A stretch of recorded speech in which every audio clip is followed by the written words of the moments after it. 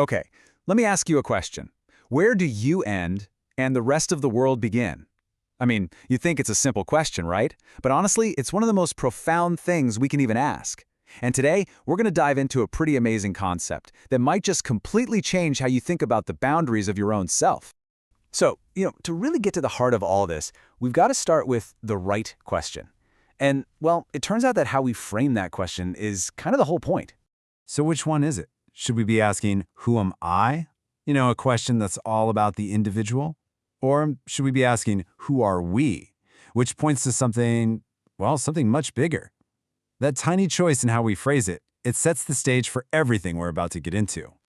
And yeah, you can see right here the two paths those questions lead us down. On one hand, you have the I. That suggests a self that's totally separate, like an isolated little dot in the universe. But on the other hand, the we. That points to an existence that's fundamentally connected, a part of some larger whole. All right, so how do we figure out which question is better?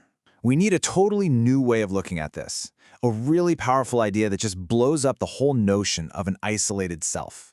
And it all kicks off with a really simple premise, that you are so much more than just what's going on inside your own head. And that, right there, is the core idea.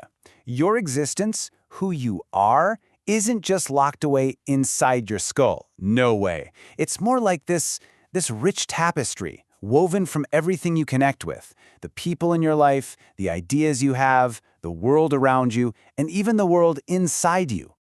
And hey, this isn't some new agey concept, not at all. Way back, the philosopher William James actually called this the extended self. And the theory is basically that who you are, it just kind of spills out beyond your physical body and right into the world around you. Okay, so what does this extended self actually look like? I mean, if you're not just a single point, then what are you? Let's try to paint a picture of it.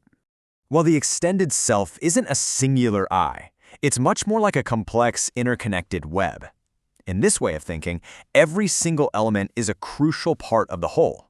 So yourself, then, it's not really an I at all. It's a we.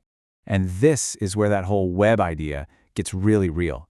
We're talking about your thoughts, of course, but also your physical body, your family and friends, all your life experiences, your job, your skills. I mean, think about it in our world today. Even your social media profile is a part of this extended self. All these things aren't just parts of you. They're like the nodes that actually make up the network that is you. I absolutely love this metaphor. You're not some fixed, static thing. You're a dynamic geography. That's amazing, right? It means you're constantly changing, always being shaped by your environment. And there's no clear, hard line where you stop and the rest of the world starts. You're both a product of and a reflection of everything and everyone around you. Now, I get it.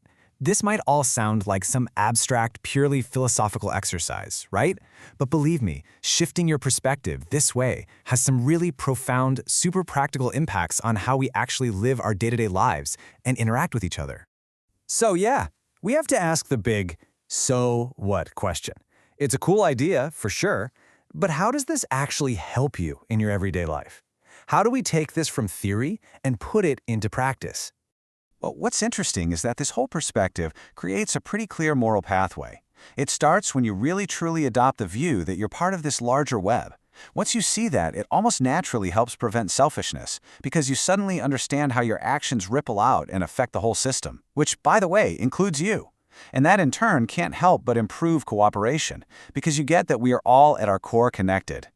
So here's the bottom line, really.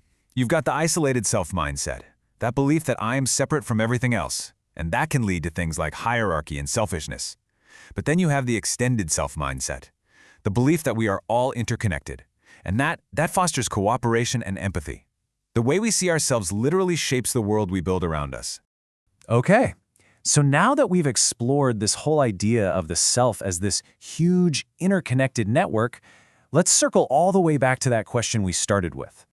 So now, after everything we've talked about, which one feels like the better question to ask?